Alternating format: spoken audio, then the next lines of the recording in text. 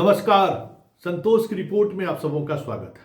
और आज हम संतोष की रिपोर्ट में बात आरजेडी कार्यालय के पास जो बैनर लगा है उस पर करने जा रहे हैं। या यूं कहें, आरजेडी कार्यालय में जो एक बैनर के सहारे तेजस्वी ने जो संदेश देने की कोशिश की है, बात उसकी करते हैं। जी हाँ, बिहार की मंजूरी है, अब तेजस्वी जरूरी है। इस स्लोगन के साथ पूरे आरजेडी कार्यालय के सामने और आसपास बैनर से पाट दिया गया है। लेकिन बड़ा सवाल यह है कि इस बैनर में लालू यादव की तस्वीर कहीं नहीं है। वैसे 2020 के चुनाव में भी लालू यादव की तस्वीर से तेजस्वी ने परहेज किया था, लेकिन हुआ वही जो लालू ने चाहा। 2024 के लोकसभा चुनाव में भी लालू के पोस्टर दूर दूर तक दिखाई नहीं दे रहे थे, लेकिन हुआ वही जो लालू चाह रहे थे। 2020 के विधानसभा चुनाव में तो वो जहां जहां प्रचार करने के लिए गए वहां राजद की हार होगी। तो क्या सिर्फ पोस्टर के सहारे तेजस्वी जो संदेश देने की कोशिश बिहार की जनता को कर रहे हैं वो नाकाबिल है, या फिर तेजस्वी को अब इंडिपेंडेंट तरीके से निर्णय लेने होंगे, क्योंकि ये इनका आखिरी चुनाव है। इस चुनाव में वो अगर कम बैक नहीं किए तो 15 वर्ष बहुत होता है राजनीति के लिए। उम्र भले ही इनका कम हो, अभी पूरी जिंदगी बची हुई है, लेकिन सक्रिय राजनीति में 15 वर्षों तक अगर आप सत्ता में खुद को स्थापित नहीं कर पा रहे हैं तो फिर बहुत मुश्किल होगा। कई तरह की चीजें बनेंगी, कई तरह की नैरेटिव सामने आएगा, और सिर्फ नैरेटिव ही नहीं आएगा, दावेदारी भी सामने आएगी। MOI समीकरण में भी दरार आएगा, बहुत सारे सवाल उठेंगे, क्योंकि कहीं न कहीं वो दरार आया है, पहले वाली स्थिति नहीं है। लोकसभा चुनाव में तो यादव ने दिखा दिया कि हम हिंदू हैं। कई कंस्टिट्यूंसीज में, अररिया सहित अररिया, दरभंगा, मधुबनी जैसे कंस्टिट्यूंसीज में तो राजद दिखा दिया कि हम हिंदू हैं। विधानसभा में कहीं न कहीं जो 4 जगह उपचुनाव हुआ है वहाँ भी मुसलमानों ने इनको दिखा दिया है कि अब कोई जरूरी नहीं है कि हम आपके साथ। तो ये एक बड़ी चुनौती है। इसके अलावा सबसे जो बड़ी चुनौती है वो है लालू के प्रभाव से पार्टी को बाहर निकालना, क्योंकि लालू जैसे ही सामने आते हैं जंगल राज की बात होनी शुरू हो जाती है। लालू जैसे ही सामने आते हैं उनके राज के उस कृत्य को लोग चर्चा करने लगते हैं, जिसकी चर्चा करके आज भी वोटर थोड़ा सहम जाता है। लेकिन इन सब से इतर जो सबसे महत्वपूर्ण बात है कि लालू तेजस्वी को फ्री हैंड देना क्यों नहीं चाहते। नीतीश के आने को लेकर ही जो बातें कही गई, तेजस्वी ने सीधे सीधे डिनाई कर दिया था कि नहीं, अब तो कोई सवाल ही नहीं होता है, काका का दरवाजा बंद हो चुका है। लेकिन लालू यादव एक सुनियोजित तरीके से एक ऐसे यूट्यूबर को साथ लेकर उन्होंने ये बयान जारी कर दी और तेजस्वी सहित तमाम लोगों पर ये दबाव बढ़ा दिया उसने कि हमारे दरवाजे खुले हुए, हम नीतीश को माफ करने को तैयार हैं। और उस पर मीसा भारती भी आगे बढ़ गई, उस पर रोहिणी आचार्य भी आगे बढ़ गई। तो घर के अंदर ही लगा कि इस बात को लेकर मतभेद है।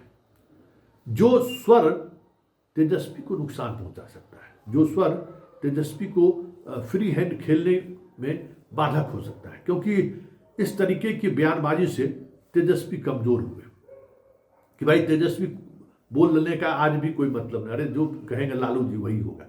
तो ये जो छवि है ना, ये छवि तेजस्वी को नुकसान पहुंचा सकता है। इस बात को समझने की जरूरत है, क्योंकि जैसे जैसे इस छवि से तेजस्वी बाहर होना चाहते हैं, कहीं न कहीं लालू अक्सर कुछ न कुछ ऐसा बयानबाजी कर देते हैं जिससे वो जो एक छवि है बाहर आने की, उस पर ब्रेक लग जाता है। उस छवि से नुकसान क्या है तेजस्वी को? उस छवि से नुकसान यही है कि तेजस्वी आज भी बच्चा है। तेजस्वी आज भी लालू के प्रभाव मंडल से बाहर नहीं निकल पाए। तेजस्वी आज भी कोई इंडिपेंडेंट निर्णय लेने की स्थिति में नहीं है, और इसका प्रभाव टीम तेजस्वी पर भी दिखता है।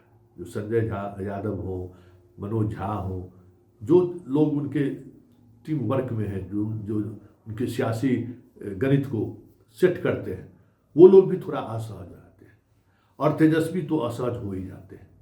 तो ऐसे में तेजस्वी के पास विकल्प क्या है? क्योंकि 2025 का विधानसभा बेहद निर्णायक है।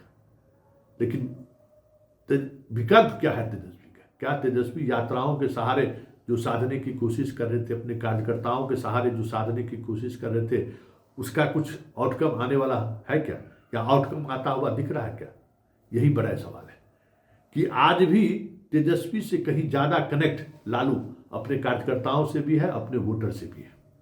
इसलिए तेजस्वी के चाहने के बावजूद भी लालू हाशिए पर नहीं जा पा रहे। तेजस्वी की इच्छा के बावजूद भी लालू पार्टी को छोड़ने को तैयार नहीं है, क्योंकि उन्हें साफ साफ दिख रहा है कि तेजस्वी जिस तरीके की राजनीति को कैजुअली लेता है, अभी भी वो सीरियस नहीं है राजनीति को लेकर कि हमें क्या करना चाहिए। बस ह्यूम में मतलब युवा का जो एक अपना काम करने का तरीका होता है कि हम निर्णय ले लिए तो ले लिए। जैसे पप्पू यादव के चुनाव के समय में बयान देना, वो कोई पॉलिटिकली रूप से जो मजबूत आदमी होगा, समझदार आदमी होगा, ये इस तरीके का बयान दे ही नहीं सकता है जो बयान उन्होंने दे दी, और उसका खामियाजा पूरी पार्टी को समझना पड़ा।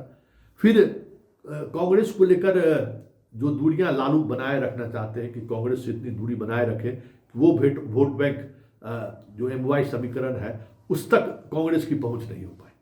वो बहुत दिनों तक अब बैलेंस बना के रखना मुश्किल है। कन्हैया को आपने बाहर किया, लालू यादव का भी वो निर्णय तेजस्वी को संरक्षण देने के लिए लिया गया निर्णय था कि कन्हैया अगर आए तो मेरा बेटा मुख्यमंत्री के रेस से बाहर हो सकता है। अब तो वो सब कुछ सामने है कि रेस से कन्हैया कहाँ बाहर हुआ और तेजस्वी किस तरीके से बाहर हुआ।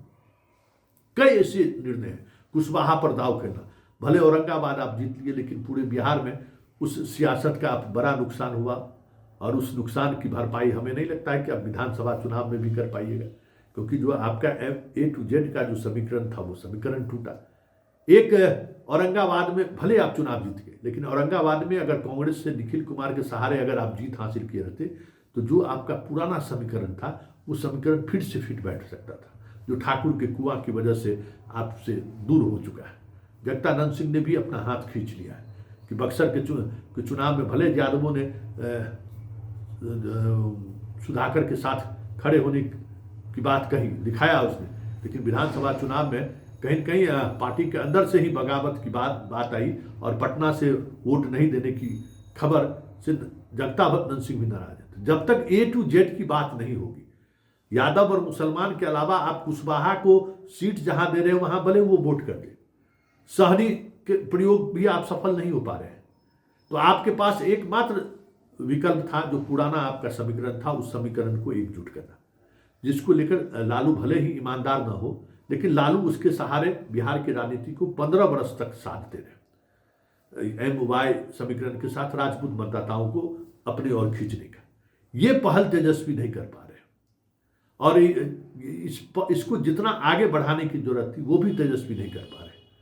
तो ये सिर्फ पोस्टर से नाम हटा देने से हमें नहीं लगता है कि लालू का काम हट जाएगा। लालू का जो एक की जो छवि, नकारात्मक छवि है, वो हट जाएगा। तेजस्वी को अगर वाकई में लालू के एरा से पार्टी को बाहर निकलना है तो कई ठोस निर्णय उन्हें लेने पड़ेंगे, कई तरह के ऐसे निर्णय लेने पड़ेंगे जो लालू यादव को हमें लगता है कि असहज महसूस करा दें। लेकिन ये आखिरी चुनाव है, ये बात तेजस्वी समझे, क्योंकि इस चुनाव में अगर तेजस्वी फेल हुआ तो फिर वापसी के सारे रास्ते बंद हो जाएंगे, इसमें भी कोई दो मत नहीं है। चलिए देखते हैं, पोस्टर से नाम लालू यादव का हटा है। अब राजनीतिक विचारों से ये कब राजद से अलग दिखते हैं लालू, ये देखने वाली बात होगी। लेकिन सबसे बड़ी बात यह है कि लालू तब तक प्रासंगिक है जब तक लालू पार्टी के हर कार्यकर्ताओं के साथ जिस तरीके से बैठ बात करते हैं, जिस तरीके से वो आपस में संवाद करते हैं, उस रास्ते जब तक तेजस्वी आगे नहीं बढ़ पाते हैं तब तक लालू को नज़रअंदाज करना तेजस्वी के लिए मुश्किल ही नहीं, नामुमकिन भी है।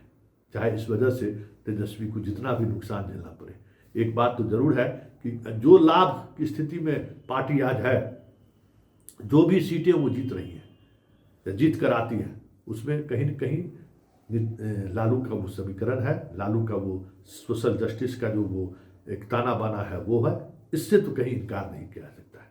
और इससे आगे निकलने के लिए तेजस्वी को कुछ नए तरीके की राजनीति सोचनी होगी, जो कहीं दूर दूर तक तेजस्वी के अंदर दिखाई नहीं दे रहा है।